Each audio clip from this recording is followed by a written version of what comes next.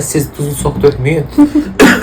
Bugün daha bir fərqli meyvəni gəlin bir yerdə yoxlayaq. Bibərə oxşayan bu meyvə, baxın, əsl adı ulduz meyvəsi, yəni ulduz meyvəsi deyilir daha doğrusu. Gəlin bir yerdə dadına baxaq. Bu formada kəsilir və ulduz meyvəsi nəyə görə deyilir? İndi onu da göstərəcəm sizə. Baxın, sanki ulduzu xatırladır. Bir növ dadı turşu olmalıdır və alçaya oxşamalıdır tamı. Gəlin baxaq, duzla yeyilir, bol duz tökmək lazımdır. Dadına baxaq.